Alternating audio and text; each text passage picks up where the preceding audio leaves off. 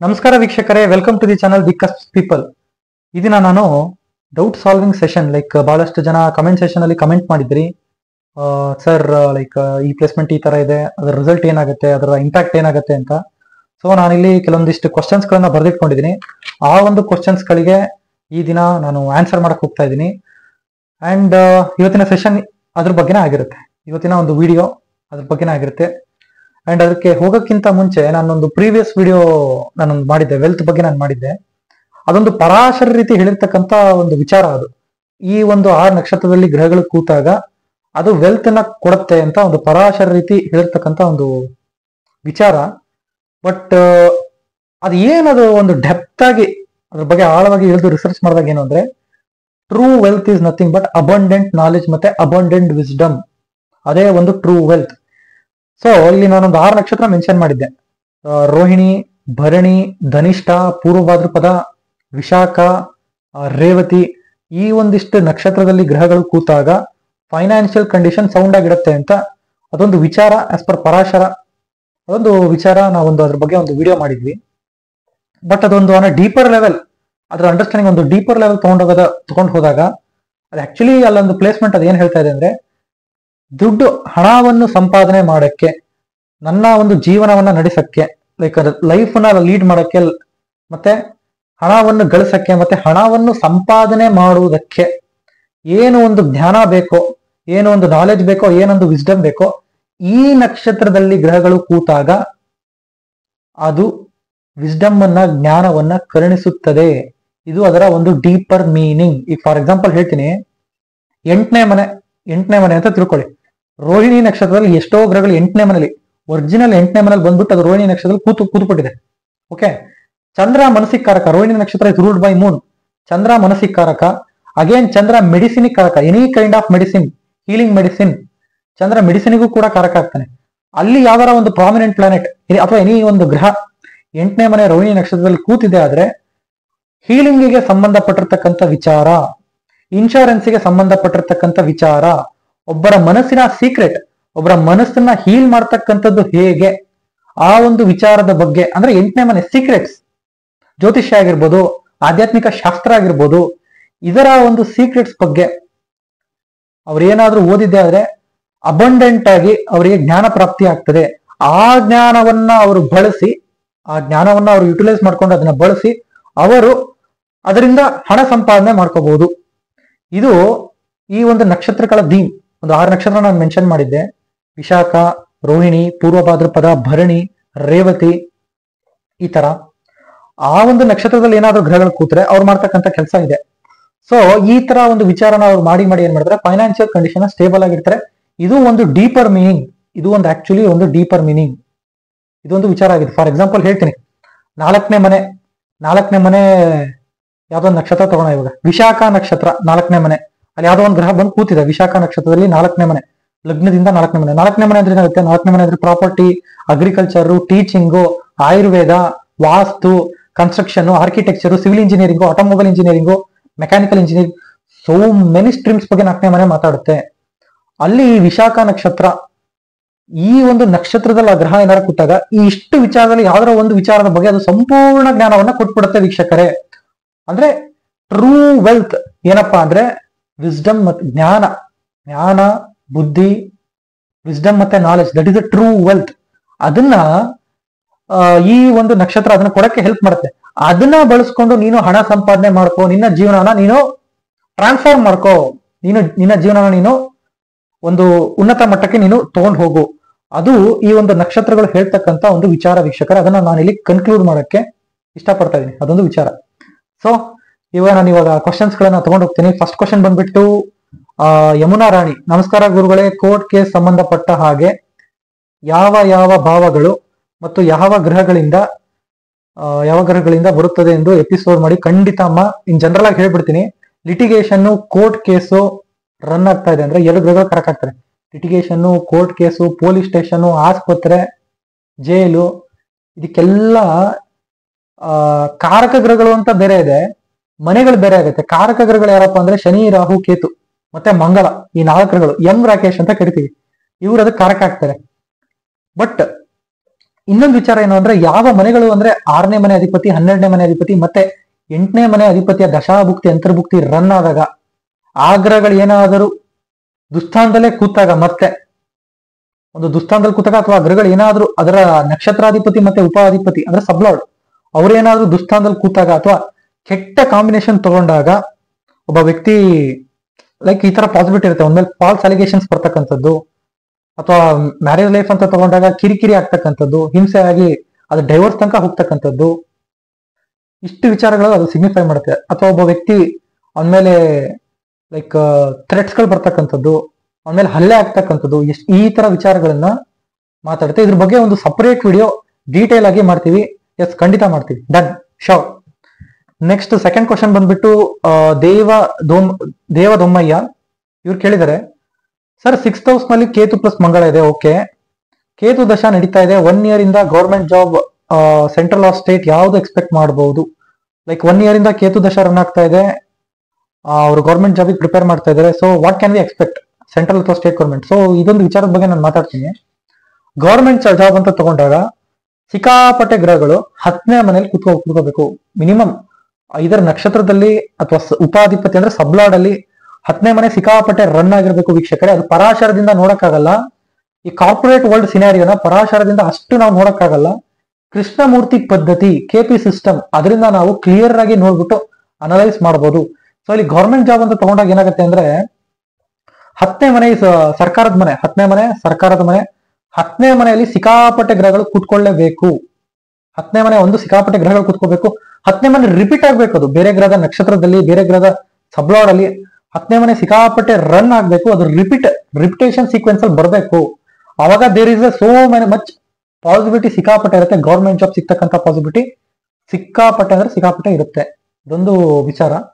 Next, Ketu ಮತ್ತೆ ಮಂಗಳ conjunction ಆಗಿದೆ 6ನೇ ಮನೆಯಲ್ಲಿ. ಹೌದು, 6ನೇ ಮನೆಯಲ್ಲಿ ಅದು ಪರ್ಫೆಕ್ಟ್ ಆಗಿ 6ನೇ ಮನೇಲಿ ಕೂತಿದೆ ಅಂದ್ರೆ ಸರ್ವಿಸಿಗೆ ಅದೇನು ಪ್ರಾಬ್ಲಮ್ ಮಾಡಲ್ಲ. Any kind of a job, any job 6ನೇ ಮನೆ ಸರ್ವಿಸಿಗೆ ಒಳ್ಳೇದ್ ಮನೆ. ಅದೇನಾದ್ರೂ ಡಿಗ್ರಿ ವೈಸ್ 5ನೇ ಮನೆ ತಗೊಂಡ್ರೆ ಕಾರ್ಪೊರೇಟ್ ಲೈಫ್ ಅಲ್ಲಿ ಅದೊಂದು ಸ್ವಲ್ಪ ಡಿಫಿಕಲ್ಟ್ ಸಿಚುವೇಶನ್ ಕೊಟ್ಬಿಡುತ್ತೆ. ಅದ್ರ ಬಗ್ಗೆ ನಾವು ಆಲ್ರೆಡಿ ಡೀಟೇಲ್ ವಿಡಿಯೋ ಮಾಡಿದೀವಿ. ದಯವಿಟ್ಟು ಅದನ್ನ ನಮ್ಮ ಒಂದು ಚಾನೆಲ್ ಹೋಗಿ ನೀವು ಚೆಕ್ ಮಾಡಬಹುದು.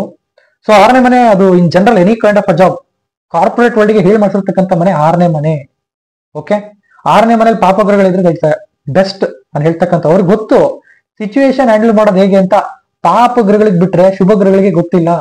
ಪಾಪಗ್ರಹಗಳಿಗೆ ಅವ್ರ ಮಾಸ್ಟರ್ಗಳು, ಅವ್ರೇನಾದ್ರೂ ದುಸ್ಥಾನದಲ್ಲಿ ಕೂತ್ಬಿಟ್ರೆ, ಎಸ್ಪೆಷಲಿ 6ನೇ ಮನೆ ಕಾರ್ಪೊರೇಟ್ ವರ್ಲ್ಡ್ ಹೇಳಿ ಮಾಡಿಸಿರ್ತಕ್ಕಂಥ ಮನೆ, ಅಲ್ಲೇನಾದ್ರೂ ರಾಹು, ಕೇತು, ಶನಿ, ಮಂಗಳ ಕೂತ್ಬಿಟ್ರೆ ಅವರಿಗೆ ಚೆನ್ನಾಗಿ ಗೊತ್ತು ಹೆಂಗೆ ಒಂದು ಕಾರ್ಪೊರೇಟ್ ವರ್ಲ್ಡ್ ಸಿನಾರಿಯೋ ಹೆಂಗೆ ಹ್ಯಾಂಡಲ್ ಮಾಡಬೇಕು, ಬಾಸನ್ ಹೆಂಗೆ ಹ್ಯಾಂಡಲ್ ಮಾಡಬೇಕು, ಹೆಂಗೆ ಹ್ಯಾಂಡಲ್ ಮಾಡಬೇಕು, ಬಾಸನ್ನ ಹೇಗಿರ್ಬೇಕು. ಸೂಪರ್ ಆಗಿ ಎಕ್ಸಲೆಂಟ್ ಸೂಪರ್ ಆಗಿ ಜ್ಞಾನ ಕೊಟ್ಬಿಡುತ್ತೆ. ಅವ್ರಿಗೆ ಗೊತ್ತು, ಮಾಸ್ಟರ್ ಅವರು ಕಾರ್ಪೊರೇಟ್ ವರ್ಲ್ಡ್ ಸಿನಾರಿಯೋ ಹ್ಯಾಂಡಲ್ ಮಾಡೋದ್ರಲ್ಲಿ. So second question, Prasad Hiremath ಅಂತ. ಸರ್ ನನ್ನದು ವೃಷಭ ಲಗ್ನ. ಓಕೆ, ಮಿಥುನ ರಾಶಿ, ಶನಿ 8ನೇ ಮನೇಲಿದೆ. How will be life please tell ji. Okay, so over all life ಅಂತ ತಗೊಂಡಾಗ ಎಲ್ಲಾ ಗ್ರಹಗಳನ್ನು ಕನ್ಸಿಡರ್ ಮಾಡಬೇಕಾಗುತ್ತೆ. ಒಂದು ಗ್ರಹಗಳಿಂದ we can't able to say over all life pattern ಒಬ್ಬ ವ್ಯಕ್ತಿ ಹೇಗಿರುತ್ತೆ ಅಂತ ಒಂದು ಗ್ರಹದಿಂದ ನೋಡಕ್ಕಾಗಲ್ಲ. ಬಟ್ ಇಲ್ಲಿ ಒಂದು 8ನೇ ಮನೆ ಶನಿ ರಿಸಲ್ಟ್ ನಾನು ಇಲ್ಲಿ ಹೇಳ್ಬೋದು. ಮಿಥುನ ರಾಶಿ ಅಂದ್ರೆ 2ನೇ ಮನೇಲಿ ಚಂದ್ರ ಇರುತ್ತೆ. 8ನೇ ಮನೆ ಶನಿ ಅಂದ್ರೆ ಧನುರ್ ರಾಶಿನಲ್ಲಿ ಶನಿ ಇದೆ. ಲೈಕ್ ಓಶೋ ರಜನೀಶ್ ಪ್ಲೇಸ್ಮೆಂಟ್ ಅಂತ ಕರಿತೀನಿ. ಯಾಕಂದ್ರೆ ಓಶೋ ರಜನೀಶ್ ಅವ್ರದ್ದು ಕೂಡ ವೃಷಭ ಲಗ್ನ, 8ನೇ ಮನೆ ಶನಿ. ಅಲ್ಲ, ಆ ತರ ಇದ್ದವರೆಲ್ಲ ಓಶೋ ಆಗ್ತಾರೆ ಅಂತಲ್ಲ, ಬಟ್ 8ನೇ ಮನೆ ಅತೀಂದ್ರಿಯ ಜ್ಞಾನ, ಜೀವನದ ಒಂದು ನಿಗೂಢ ಜ್ಞಾನವನ್ನ 8ನೇ ಮನೆ ಕೂತಿರ್ತಕ್ಕಂಥ ಗ್ರಹ. ಎಸ್ಪೆಷಲಿ ಈ ಶನಿ ಮತ್ತೆ ಕೇತು ಏನಾದ್ರೂ ಕೂತ್ರೆ ಜೀವನದ ಒಂದು ನಿಗೂಢ ಜ್ಞಾನ, ಜೀವನದ ಒಂದು ಲೈಫ್ನ ಸೀಕ್ರೆಟ್ಸ್ ಅದನ್ನ ಸಿಕ್ಕಾಪಟ್ಟೆ ಈ ಗ್ರಹಗಳು ಕೊಟ್ಬಿಡುತ್ತೆ. ಈ 8ನೇ ಮನೆ ಶನಿ ಮತ್ತೆ ಕೇತು ಏನಾದ್ರೂ ಕುತ್ಕೊಂಡ್ಬಿಟ್ರೆ ಆಧ್ಯಾತ್ಮಿಕ ಜ್ಞಾನ ಸಿಕ್ಕಾಪಟ್ಟೆ ಕೊಡುತ್ತೆ. ಸೊ ಇಲ್ಲಿ ಏನಾಗ್ತಾ ಇದೆ ಅಂದ್ರೆ, ಇವರ ಒಂದು ಲಗ್ನಕ್ಕೆ, ವೃಷಭ ಲಗ್ನಕ್ಕೆ ಶನಿ 9ನೇ ಮನೆ ಅಧಿಪತಿ ಮತ್ತೆ 10ನೇ ಮನೆ ಅಧಿಪತಿ. ಶನಿ ಇಸ್ ಅ ಯೋಗಕಾರಕ ಪ್ಲಾನೆಟ್ ಫಾರ್ ವೃಷಭ ಲಗ್ನ. ವೃಷಭ ಲಗ್ನಕ್ಕೆ ಮತ್ತೆ ತುಲಾ ಲಗ್ನಕ್ಕೆ ಶನಿ ಯೋಗಕಾರಕ ಗ್ರಹ ಆಗ್ತಾನೆ. ಒಂದು ವಿಚಾರ ವೀಕ್ಷಕರೇ. ಸೊ ಇಲ್ಲಿ ಏನಾಗ್ತಾ ಇದೆ ಅಂದ್ರೆ, 8ನೇ ಮನೇಲಿ ಹೋಗಿ ಶನಿ ಕೂತಾನೆ ಅಂದ್ರೆ ಧನುರ್ ರಾಶಿನಲ್ಲಿ ಶನಿ ಕೂತಿದ್ದಾನೆ. 9ನೇ ಮನೆ ಅಧಿಪತಿ ಮತ್ತೆ 10ನೇ ಮನೆ ಅಧಿಪತಿ ಹೋಗಿ 8ರಲ್ಲಿ ಕೂತಿದ್ದಾನೆ. ಸೊ ಅಲ್ಲಿ ಏನಾಗುತ್ತೆ ಅಂದ್ರೆ, 10ನೇ ಮನೆ ಒಂದು ಕರಿಯರ್ ಅಂತ ತಗೋತೀವಿ. 10ನೇ ಮನೆ ಒಂದು ಸ್ಟೇಬಲ್ ಕರಿಯರ್, ಒಂದು ಪ್ರೊಫೆಷನ್, ಒಂದು ಪ್ರೊಫೆಷನಲ್ ಮನೆ. ಅದು ಆಧಿಪತಿ ಏನಾದ್ರೂ 8ನೇ ಮನೇಲಿ ಹೋಗಿ ಕೂತಾಗ ಏನಾಗುತ್ತೆ ಅಂದ್ರೆ, ಪ್ರೊಫೆಷನಲ್ ಲೈಫ್ ಅಲ್ಲಿ ಅಪ್ ಅಂಡ್ ಡೌನ್ ಸಿಕ್ಕಾಪಟ್ಟೆ ತಂದ್ಬಿಡುತ್ತದೆ. ಲೈಕ್ ಸಡನ್ ಆಗಿ ಅಪ್ ಹೋಗೋದು, ಇಲ್ಲ ಸಡನ್ ಆಗಿ ಕಂಪ್ಲೀಟ್ ಡೌನ್ ಆಗ್ಬಿಡೋದು, ಅನ್ಪ್ರಿಡಿಕ್ಟಬಿಲಿಟಿ ಅಂತ ಕರಿತೀವಿ. 8ನೇ ಮನೆ ಅದು ಅನ್ಪ್ರಿಡಿಕ್ಟಬಿಲಿಟಿ. ಆ ಒಂದು ಬದಲಾವಣೆ ಇಲ್ಲಿ ಯೋಗಕಾರಕ ಅಡ್ವಾಂಟೇಜ್ ನೋಡಿ. ಶನಿ ಬಂದ್ಬಿಟ್ಟು ಯೋಗಕಾರಕ ವೃಷಭ ಲಗ್ನಕ್ಕೆ. ಅವನಿಲ್ಲಿ ಕರಿಯರ್ಗೂ ಅವನೇ ಅದಕ್ಕೆ ಕಾರಕ ಆಗ್ತಾನೆ. 9ನೇ ಮನೆ ಭಾಗ್ಯಸ್ಥಾನ, 9ನೇ ಮನೆ ಲಕ್ ಅಂತ ಹೇಳ್ತೀವಿ. ಗೊತ್ತಿಲ್ದಿರೋ ರೂಪದಲ್ಲಿ ಲಕ್ ಬರಕ್ ಸ್ಟಾರ್ಟ್ ಆಗುತ್ತೆ. 9ನೇ ಮನೆ ಅಧಿಪತಿ 8ಕ್ಕೆ ಹೋದಾಗ ಗೊತ್ತಿಲ್ಲದ ಒಂದು ರೂಪದಲ್ಲಿ ಲಕ್, ಅದೊಂದು ವಿಚಾರ. ಇನ್ನು 10ನೇ ಮನೆ ಕರಿಯರ್ ಮನೆ ಅಂತ ಹೇಳಿದೆ, ಅದು 8ಕ್ಕೆ ಹೋದಾಗ ಅಲ್ಲಿ ಏನಾಗುತ್ತೆ ಅಂದ್ರೆ ಸ್ಟೇಬಲ್ ಆಗಿರಲ್ಲ ಕರಿಯರ್. ಲೈಕ್ ಸಡನ್ ಆಗಿ ಗ್ರೋತ್ ಆಗ್ತಕ್ಕಂಥದ್ದು, ಇಲ್ಲ ಸಡನ್ ಆಗಿ ಡೌನ್ ಆಗ್ತಕ್ಕಂಥದ್ದು. ಅದು ಯಾಕಾಗತ್ತೆ? ಒಂದು ಬದಲಾವಣೆ. ಸೊ ದಟ್ ಈಸ್ ಹತ್ತನೇ ಮನೆ ಅಧಿಪತಿ 8ಕ್ಕೆ ಹೋದಾಗ ಕರಿಯರ್ ಅಲ್ಲಿ ಅದು ಅಷ್ಟು ವೇವಿ ಇರುತ್ತೆ. ಒಂದ್ ಸ್ವಲ್ಪ ವೇವಿ ಸಡನ್ ಆಗಿ ಅಪ್, ಸಡನ್ ಆಗಿ ಡೌನ್, ಸಡನ್ ಆಗಿ ಅಪ್, ಸಡನ್ ಆಗಿ ಡೌನ್. ಅಥವಾ ಜಾಬ್ ಅಲ್ಲಿ ಒಂದ್ ಜಾಗದಿಂದ ಇನ್ನೊಂದ್ ಜಾಗಕ್ಕೆ. So unpredictability in a profession, in a kind of a profession they are up to. ಅಲ್ಲಿ ಅನ್ಪ್ರಿಡಿಕ್ಟಬಿಲಿಟಿ ಸಿನಾರಿಯೋ ತಂದ್ಬಿಡುತ್ತೆ 8ನೇ ಮನೇಲಿ ಶನಿ ಕೂತಾಗ. ಅದೊಂದು ವಿಚಾರ. ಸೊ ಎರಡನೇ ವಿಚಾರ ಏನಾಗುತ್ತೆ ಅಂದ್ರೆ ಇಲ್ಲಿ ಇವ್ರದ್ದು 8ನೇ ಮನೇಲಿ ಕೂತಿರ್ತಕ್ಕಂಥ ಶನಿ, ಧನುರ್ ರಾಶಿನಲ್ಲಿ ಕೂತಿರ್ತಕ್ಕಂಥ ಶನಿ ಮಿಥುನ ರಾಶಿನಲ್ಲಿ ಕೂತಿರ್ತಕ್ಕಂಥ ಚಂದ್ರನ ಅದು ನೋಡ್ತಾ ಇದೆ. ಅಂದ್ರೆ ಮ್ಯೂಚುವಲ್ ಆಸ್ಪೆಕ್ಟ್ ಅಂತ ಕರಿತೀವಿ, ಪರಸ್ಪರ ನೋಟ. ಚಂದ್ರನ ದೃಷ್ಟಿ ಶನಿ ಮೇಲೆ ಬಿದ್ದಿದೆ, ಶನಿಯ ದೃಷ್ಟಿ ಚಂದ್ರನ ಮೇಲೆ ಬಿದ್ದಿದೆ. ಇದನ್ನ ನಾವು ವಿಷಕುಂಭ ಯೋಗ ಅಂತ ಕರೀತಾರೆ. ಲೈಕ್ ಅಫ್ಲಿಕ್ಟೆಡ್ ಚಂದ್ರ, ವಿಷಕುಂಭ ಯೋಗ ಸಿಕ್ಕಾಪಟ್ಟೆ ಹೇಳ್ತಾರೆ. But on current life scenario, ಒಂದು ಕಾರ್ಪೊರೇಟ್ ವರ್ಲ್ಡ್ ಸಿನಾರಿಯೋ ಅಂತ ತಗೊಂಡಾಗ ಶನಿ ಮತ್ತೆ ಚಂದ್ರ ದಟ್ಸ್ ಅ ವಂಡರ್ಫುಲ್ ಕಾಂಬಿನೇಷನ್. ಅದನ್ನ ಶಿವ ಪಾರ್ವತಿ ಯೋಗ ಅಂತ ಕರಿತೀವಿ. ಲೈಕ್ ಶನಿ ಅಂದ್ರೆ ವಿಷ, ಚಂದ್ರ ಅಂದ್ರೆ ಶಿವ, ಅಥವಾ ಚಂದ್ರ ಅಂದ್ರೆ ಒಂದು ಮನಸ್ಸು. ಲೈಕ್ ಶಿವ ಹಲ ವಿಷವನ್ನ ಕುಡಿತಾರೆ. ಜೀವನದಲ್ಲಿ ಬರ್ತಕ್ಕಂಥ ಕಷ್ಟಗಳನ್ನೆಲ್ಲ ಹಾಗೆ ತಗೊಂಡು ಅದರಿಂದ ಬದಲಾವಣೆ ಆಗಿ ಆಚೆ ಬಂದಾಗ ಓ ಜೀವನ ಇಷ್ಟೇ, ಆ ಒಂದು ಫೀಲ್ ಕೊಡ್ತಕ್ಕಂಥದ್ದು ಈ ಶನಿ ಮತ್ತೆ ಚಂದ್ರನ ಒಂದು ಮ್ಯೂಚುವಲ್ ಆಸ್ಪೆಕ್ಟ್. ಒಬ್ಬ ವ್ಯಕ್ತಿ ಸಮಾಜದಲ್ಲಿ ಬೆಳಿಬೇಕು ಅಂದ್ರೆ ಶನಿ ಮತ್ತೆ ಚಂದ್ರನ ಒಂದು ಅಟ್ಲೀಸ್ಟ್ ಶನಿಯ ದೃಷ್ಟಿ ಚಂದ್ರನ ಮೇಲೆ ಇರ್ಬೇಕು, ಚಂದ್ರನ ಮೇಲೆ ಇರಬೇಕು, ಅಥವಾ ಶನಿ ಮತ್ತೆ ಚಂದ್ರ ಪರಸ್ಪರ ಪಕ್ಕ ಕುತ್ಕೋಬೇಕು, ಅಥವಾ ಶನಿಯ 3ನೇ ದೃಷ್ಟಿ, 7ನೇ ದೃಷ್ಟಿ ಮತ್ತೆ 10ನೇ ಮನೆ ದೃಷ್ಟಿ ಚಂದ್ರನ ಮೇಲೆ ಬಿದ್ದಿರಬೇಕು. ಲೈಕ್ ನೀವು ನೋಡ್ಬೋದು ಶ್ರೀರಾಮನ್ ಚಂದ್ರನ ಜಾತಕ ಆಗಿರ್ಬೋದು, ಕೃಷ್ಣ ಪರಮಾತ್ಮನ ಜಾತಕ ಆಗಿರ್ಬೋದು, ಯೇಸುವಿನ ಜಾತಕ, ಜೀಸಸ್ ಕ್ರೈಸ್ಟಿನ ಜಾತಕ ಆಗಿರ್ಬೋದು. ಸೋ ಮೆನಿ ಪೀಪಲ್ ಲೈಕ್ ಸಮಾಜದಲ್ಲಿ ಅವ್ರು ಬಂದ್ಬಿಟ್ಟು ಸಮಾಜನ ಒಂದು ಸೋಷಿಯಲ್ ರಿಫಾರ್ಮ್ ಅನ್ನ ಮಾಡ್ಬಿಟ್ಟು ಹೋಗ್ತಾರೆ. ಸೋಷಿಯಲ್ ರಿಫಾರ್ಮ್ ಇನ್ ಎನಿವೇ, ಇದರ ಸ್ಪಿರಿಚುವಲ್ ಆಗಿರ್ಬೋದು ಅಥವಾ ಒಂದು ಬದಲಾವಣೆ, ಸಮಾಜನ ಒಂದು ಸೋಷಿಯಲ್ ರಿಫಾರ್ಮ್ ಅನ್ನ ಮಾಡಿ ಹೋಗ್ತಕ್ಕಂಥ ಒಂದು ಪ್ಲೇಸ್ಮೆಂಟ್ ಅಂತ ಕರಿತೀವಿ. ಶನಿ ಮತ್ತೆ ಚಂದ್ರನ ಒಂದು ಮ್ಯೂಚುವಲ್ ಆಸ್ಪೆಕ್ಟ್ ಆಗಿರ್ಬೋದು, ಅಥವಾ ಅದ್ರ ಕಂಜಂಕ್ಷನ್ ಆಗಿರ್ಬೋದು, ಅಥವಾ ಶನಿ ದೃಷ್ಟಿ ಚಂದ್ರನ ಮೇಲೆ ಆಗಿರ್ಬೋದು. ಯೂಸ್ ಯುವರ್ ಟ್ರಬಲ್, ನಿಮ್ಮ ಕಷ್ಟನ ಬಳಸಿ ನೀವು ವೆಲ್ತ್ ನ, ಫಾರ್ ಎಕ್ಸಾಂಪಲ್ ಈಗ ಮೀಡಿಯಾದಲ್ಲಿ ಬರ್ತಾರೆ, ನಾನು ಲೈಫಲ್ಲಿ ಸರ್ ಇಷ್ಟು ಕಷ್ಟಪಟ್ಟಿದ್ದೆ, ತುಂಬಾ ಕಷ್ಟದಿಂದ ಬಂದಿದೆ ಸರ್, ನಾನು ಇವಾಗ ಈ ತರ ಬೆಳೆದಿದ್ದೀನಿ, ಈ ತರ ಪರಿಸ್ಥಿತಿಗೆ ಬರಕ್ ಕಾರಣ ಏನಂದ್ರೆ ನಾನು ಕಷ್ಟದಲ್ಲಿದ್ದಾಗ ಒಂದು ಎಕ್ಸ್ಪೀರಿಯನ್ಸ್, ನಾನು ಜೀವನದಲ್ಲಿ ಕಲ್ತಿರ್ತಕ್ಕಂಥ ಎಕ್ಸ್ಪೀರಿಯನ್ಸ್, ಅದನ್ನ ನಾನು ಬಳಸ್ಕೊಂಡು ಮುಂದೆ ಬಂದಿದ್ದೀನಿ sir. Use your problems and use your ಕಷ್ಟ, use your difficulties to make the money. ಅದೇ ಶನಿ ಮತ್ತೆ ಚಂದ್ರನ ಒಂದು ಯುತಿ ಹೇಳ್ತಕ್ಕಂಥದ್ದು ವೀಕ್ಷಕರೇ, ಅಥವಾ ಶನಿ ಮತ್ತೆ ಚಂದ್ರನ ಒಂದು ಮ್ಯೂಚುವಲ್ ಆಸ್ಪೆಕ್ಟ್ ಹೇಳ್ತಕ್ಕಂಥದ್ದು. ಸೊ ಅದ್ರ ಬಗ್ಗೆ ಒಂದು ಸಪರೇಟ್ ವಿಡಿಯೋ ಮಾಡ್ತೀವಿ. ಲೈಕ್ ಶನಿ ಕರ್ಮಕಾರಕ ಆಗ್ತಾನೆ, ಅವನ ದೃಷ್ಟಿ ಯಾವ್ದಾರ ಗ್ರಹ ಮೇಲೆ ಬಿದ್ದಾಗ ಅವನೇನ್ ಹೇಳ್ತಾನೆ, ಈಗ ಚಂದ್ರ ಮನಸ್ಸಿಕಾರಕ, ಇನ್ನೊಬ್ಬರ ಕಷ್ಟಕ್ಕೆ ಚಂದ್ರಕಾರಕ, ಮಾನಸಿಕ ವೇದನೆಗಳಿಗೆ ಚಂದ್ರಕಾರಕ. ಅದನ್ನ ನೀನ್ ಬಳಸು, ನಾನು ಕೊಡ್ತೀನಿ. I am going to make you suffer with regards to the, like Shani ದೃಷ್ಟಿ ಎಲ್ಲೇ ಬಿತ್ತು ಅಂದ್ರೆ ಆ ಒಂದು ವಿಚಾರ ಏನಾಗುತ್ತೆ ಅಂದ್ರೆ ಸಫರಿಂಗ್ಸ್ಗೆ ಈಡಾಗುತ್ತೆ ಶನಿ ದೃಷ್ಟಿ ಯಾವ್ದಾರ ಗ್ರಹದ ಮೇಲೆ ಬಿದ್ದಾಗ. ಸೊ ಶನಿ ಏನ್ ಹೇಳ್ತಾ ಇದ್ದಾನೆ ಇಲ್ಲಿ, ಆ ಒಂದು ಗ್ರಹದ ಕಾರಕತ್ವ ನೀನ್ ಬಳಸ್ಕೋ. ಲೈಕ್ ನಾನು ಕಷ್ಟ ಕೊಡ್ತಿರೋ ರೀಸನ್ ಏನು ಅಂದ್ರೆ ನಿನಗೆ ಪ್ರಾಕ್ಟಿಕಾಲಿಟಿ ಗೊತ್ತಾಗ್ಲಿ, ಆ ಒಂದು ಗ್ರಹದ ರಿಯಲಿಸ್ಟಿಕ್ ಸೈಡ್ ನಿನ್ಗೆ ಗೊತ್ತಾಗ್ಲಿ. ಅದನ್ನ ನೀನ್ ಬಳಸ್ಕೋ, ಆ ಎಕ್ಸ್ಪೀರಿಯನ್ಸ್ ಅನ್ನ ನೀನ್ ಬಳಸ್ಕೋ. ಆ ಎಕ್ಸ್ಪೀರಿಯನ್ಸ್ ಅನ್ನ ನೀನ್ ಬಳಸ್ಕೊಂಡ್ಬಿಟ್ಟು ಕಾರ್ಪೊರೇಟ್ ವರ್ಲ್ಡ್ ಅಥವಾ ಒಂದು ಲೈಫ್ ನ ಲೀಡ್ ಮಾಡೋಕೆ ಆ ಎಕ್ಸ್ಪೀರಿಯನ್ಸ್ ನ ಯೂಸ್ ಮಾಡ್ಕೋ. Through the experiences, through the hardships you make the wealth. ಅದೇ ಶನಿ ಮತ್ತೆ ಚಂದ್ರನ ಒಂದು ಕಂಜಂಕ್ಷನ್ ಹೇಳ್ತಕ್ಕಂಥದ್ದು, ಅಥವಾ ಮ್ಯೂಚುವಲ್ ಆಸ್ಪೆಕ್ಟ್, ಅಥವಾ ಶನಿಯ ದೃಷ್ಟಿ ಚಂದ್ರನ ಮೇಲೆ ಅದನ್ನ ಅದು ಹೇಳ್ತಕ್ಕಂಥದ್ದು, ಅದೊಂದು ವಿಚಾರ ಆಗುತ್ತೆ. And it is one of the fantastic yoga. ನಾನು ಹೇಳ್ತಾ ಇದ್ದೀನಿ ಓಪನ್ ಆಗಿ, ಶನಿ ಮತ್ತೆ Chandra. So next question, Rohini Venkatesh MN ಅಂತ, ಲೈಕ್ ವೆಲ್ತ್ ಫ್ಲೋ ವಿಡಿಯೋ ಬಗ್ಗೆ ಇವ್ರು ಕಮೆಂಟ್ ಮಾಡಿದ್ದಾರೆ. ರೋಹಿಣಿ ವೆಂಕಟೇಶ್ MN ಅಂತ. Sir, Rahu Budha Shukra Kuja in Rohini nakshatra 10th house, which type of job is suitable? So ನಾನು ಆಲ್ರೆಡಿ ಹೇಳಿದ್ದೀನಿ ಅದ್ರ ಬಗ್ಗೆ, ಲೈಕ್ ವೆಲ್ತ್ ನಕ್ಷತ್ರ ಆಕ್ಚುಲಿ ಹೇಗೆ ವರ್ಕ್ ಆಗುತ್ತೆ ಅಂತ. ಸೊ ಇನ್ ಜನರಲ್ ಆಗಿ 10ನೇ ಮನೇಲಿ ಸಿಕ್ಕಾಪಟ್ಟೆ ಗ್ರಹಗಳು ಕೂತಿದೆ ಅಂದ್ರೆ of course you can expect a government job. ಅದ್ರ ದಶಾಭುಕ್ತಿ ರನ್ ಆಗಬೇಕು, ಅದು ಟ್ರೂ ಪೊಸಿಷನ್ ಅಂತ ಕರಿತೀವಿ. ಟ್ರೂ ಪೊಸಿಷನ್ ಅದು 10ನೇ ಮನೇಲೆ ನಿಜವಾಗ್ಲೂ ಕೂತಿದಾನ, ಅಥವಾ ಡಿಗ್ರಿ ವೈಸ್ 9ನೇ ಮನೆ ತಗೊಂಡಿದ್ದಾನ, ಅದನ್ನ ನಾವಲ್ಲಿ ಚೆಕ್ ಮಾಡ್ಬೇಕಾಗುತ್ತೆ. ಡಿಗ್ರಿ ವೈಸ್ 9ನೇ ಮನೆ ತಗೊಂಡಾಗ ಏನ್ ಹೇಳ್ತೀವಿ ಅಂದ್ರೆ ಈ ಪ್ರೊಫೆಸರ್, ಲಾಯರ್, ಅಥವಾ ಈ ಟೀಚಿಂಗ್ ಪ್ರೊಫೆಷನ್, ನೆಕ್ಸ್ಟ್ ಒಂದು ಜಡ್ಜ್ ಆಗಿರ್ತಕ್ಕಂಥದ್ದು, ಲೀಗಲ್ ಅಡ್ವೈಸರ್, ಒಂದು ಕಂಪ್ನಿಗೆ ಲೀಗಲ್ ಅಡ್ವೈಸರ್ ಆಗಿರ್ಬೋದು, ಅಗೇನ್ 9ನೇ ಮನೆ ಅಂದ್ರೆ ಈ ಕುಕ್ಕಿಂಗ್, ಅಂದ್ರೆ ಈಗ ಫುಡ್ ಇಂಡಸ್ಟ್ರಿ, ಹೋಟೆಲ್ ಮ್ಯಾನೇಜ್ಮೆಂಟ್ 9ನೇ ಮನೆ, ಆ ತರ ಒಂದು ವಿಚಾರನ 9ನೇ ಮನೆ ಸಿಗ್ನಿಫೈ ಮಾಡುತ್ತೆ. ಟ್ರಾವೆಲ್ ರಿಲೇಟೆಡ್, ಟೂರಿಸಂ ಮತ್ತೆ ಟ್ರಾವೆಲ್ ರಿಲೇಟೆಡ್ ಜಾಬ್ ಆಗಿರ್ಬೋದು, ಫಿಲಾಸಫಿ ಆಗಿರ್ಬೋದು. 10ನೇ ಮನೆ ಅಂತ ಬಂದಾಗ ಈ MD, CO, MBA, management related, CFO, ಒಂದು ಮ್ಯಾನೇಜ್ಮೆಂಟ್ ರಿಲೇಟೆಡ್, ಒಂದು ಕಂಪ್ನಿ CEO ಆಗಿರ್ಬೋದು, ಅವರೇ ಒಂದು ಕಂಪ್ನಿ ಕಟ್ಟತಕ್ಕಂಥದ್ದು, ಅದೆಲ್ಲ 10ನೇ ಮನೆ ಇಂಡಿಕೇಟ್ ಮಾಡುತ್ತೆ ವೀಕ್ಷಕರೇ. ಸೊ ವೆಲ್ತ್ ಅಂತ ತಗೊಂಡಾಗ ನಾನು ಆಲ್ರೆಡಿ ಇದ್ರ ಬಗ್ಗೆ ಒಂದು ವಿಡಿಯೋಸ್ ಇವಾಗ ಆಲ್ರೆಡಿ ನಾನು ಎಕ್ಸ್ಪ್ಲೇನ್ ಮಾಡಿದ್ದೀನಿ. ಸೊ ವೆಲ್ತ್ ಅಂತ ತಗೊಂಡಾಗ ಅದು ಹೇಗೆ ವರ್ಕ್ ಆಗುತ್ತೆ. ಫಾರ್ ಎಕ್ಸಾಂಪಲ್ 10ನೇ ಮನೆ ರೋಹಿಣಿ ನಕ್ಷತ್ರ ಬಂದು ಬೀಳ್ತಾ ಇದೆ. 10ನೇ ಮನೆ ಅಂದ್ರೆ ಏನು, ಅಧಿಕಾರದ ಒಂದು ಜ್ಞಾನ, ಒಂದು ಜ್ಞಾನ ಸಿಕ್ಕಾಪಟ್ಟೆ ಕೊಟ್ಬಿಡುತ್ತೆ, ಅಡ್ಮಿನಿಸ್ಟ್ರೇಷನ್ ಜ್ಞಾನ ಸಿಕ್ಕಾಪಟ್ಟೆ ಕೊಟ್ಬಿಡುತ್ತೆ. ಅದನ್ನ ಬಳಸ್ಕೊಂಡು ನೀವು ವೆಲ್ತ್ ಮಾಡ್ಕೊಳ್ಳಿ. ಸೊ ಅದು ಈ ಒಂದು ನಕ್ಷತ್ರ ಹೇಳ್ತಕ್ಕಂಥ ಪಾಠ. ಸೊ ಅಲ್ಲಿ ಕರ್ಕ ರಾಶಿ, ಸಾರಿ, ರೋಹಿಣಿ ನಕ್ಷತ್ರ 10ನೇ ಮನೆ. ರೋಹಿಣಿ ನಕ್ಷತ್ರ ಅಂದ್ರೆ ವೃಷಭ ರಾಶಿ. 10ನೇ ಮನೆ ಅಂತ ಹೇಳಿದಾಗ ಇದೇನಾಗುತ್ತೆ ಅಂದ್ರೆ ವೃಷಭ ಆದ್ಮೇಲೆ ಮಿಥುನ ಆದ್ಮೇಲೆ ಸಿಂಹ ಲಗ್ನದ ಒಂದು ಜಾತಕ ಆಗುತ್ತೆ. ಸಿಂಹ ಲಗ್ನದಲ್ಲಿ ಏನಾಗ್ತಾ ಇದೆ ಅಂದ್ರೆ 4ನೇ ಮನೆ ಅಧಿಪತಿ ಮತ್ತೆ 9ನೇ ಮನೆ ಅಧಿಪತಿ. ಇಲ್ಲಿ ನೋಡಿ ಎಕ್ಸ್ಪ್ಲೇನ್ ಮಾಡ್ತೀನಿ ಅದೊಂದು ಜಾತಕ, ಸ್ವಲ್ಪ ಡೀಟೇಲ್ ಆಗಿ ಹೋಗೋಣ. ರಾಹು ರೋಹಿಣಿ ನಕ್ಷತ್ರ ಕೂತಿದೆ. ಓಕೆ. ಬುಧ ಸಿಂಹ ಲಗ್ನಕ್ಕೆ 11ನೇ ಮನೆ ಅಧಿಪತಿ ಮತ್ತೆ 2ನೇ ಮನೆ ಅಧಿಪತಿ, ಎರಡು ಲಾಭ ಮತ್ತೆ ಫೈನಾನ್ಸಿನ ಅಧಿಪತಿಯಾಗಿ ಅವನು ರೋಹಿಣಿ ನಕ್ಷತ್ರದಲ್ಲಿ ಹೋಗ್ತಿದ್ದಾನೆ Budha. First thing. Second thing, Shukra ಬಂದ್ಬಿಟ್ಟು ಸಿಂಹ ಲಗ್ನಕ್ಕೆ ಅವನು 10ನೇ ಮನೆ ಅಧಿಪತಿ ಆಗ್ತಾನೆ ಮತ್ತೆ 3ನೇ ಮನೆ ಅಧಿಪತಿ ಆಗ್ತಾನೆ. 3rd ಮತ್ತೆ 10th ಲಾರ್ಡ್ ಹೋಗ್ಬಿಟ್ಟು ರೋಹಿಣಿ ನಕ್ಷತ್ರ ಕೂತಿದೆ. That's wonderful. Next Kuja 4th lord Simha ಲಗ್ನಕ್ಕೆ 4ನೇ ಮನೆ ಅಧಿಪತಿ ಮತ್ತೆ 9ನೇ ಮನೆ ಅಧಿಪತಿ ಮಂಗಳ ಕುಜಗ್ರಹ ಆಗತ್ತೆ. ಅದು ಹೋಗ್ಬಿಟ್ಟು 10ನೇ ಮನೆ ಕೂತಿದೆ.